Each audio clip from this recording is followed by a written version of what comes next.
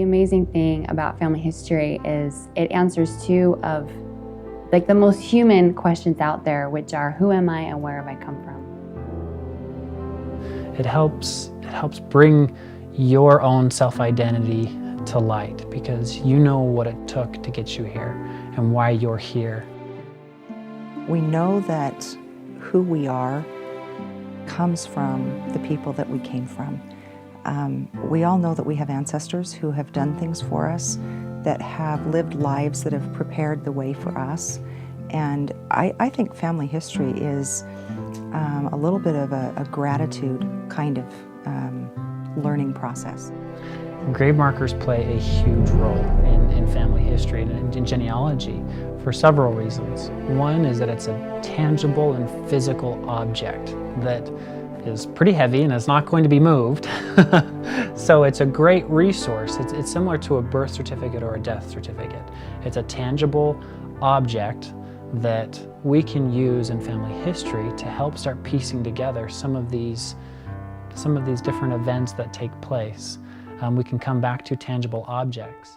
The type of story that a headstone can tell you is not just names and dates and places, it's relationships, proximity, and where a headstone is and who's around, who else is buried in that area.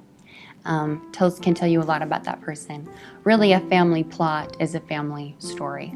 But this one family, when we found the parents, it was just an incredibly touching experience. It was very tender, because when we found the parents, we had the two parents buried side by side, and then there were 2 rows of grave markers to the side of the parents. And what happened is there were actually 5 graves next to the parents, with 2 babies in each grave laid end to end, so that they had had 10 children that died at about a year old or younger, so died as babies. And that mother had given birth to 12 children, and only 2 had lived to adulthood.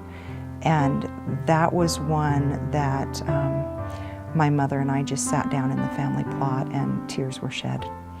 That was a difficult find to feel for that mother. I've had children. I've been blessed not to lose any of my children yet. And I just can't imagine what that mother went through. And as far as I know, there is no record on this earth of those 10 babies other than the grave markers in that cemetery. I've found nothing else to record the fact that those children lived. There's something transcendent about being someplace tangible, to see a marker, to see a name carved in stone that has survived long past them or any of their physical belongings. That's a tribute to them. That's a manifestation of the love that their family had for them. And you feel that when you visit those places. You feel that love, you feel that connection. A great memorial for the purpose of genealogy would be naturally a person's name, their full name, their birth date and a place of birth, a death date, a marriage date and the name of a spouse, and for a lady to make sure that her maiden name is on the memorial, and to have children's names. Those things all help make a memorial that the future can have an understanding of this individual. Other things that are important become what a person loved, what they enjoyed, what hobbies maybe they had, what service they gave, whether that may be religious or government or whatever it might be. Those things can also be either represented by word or represented by emblems or symbols. Those things all are able to be created with the modern technologies that we have. The aspect of granite being the media of choice because it wears 15 thousandths of an inch every 1,000 years.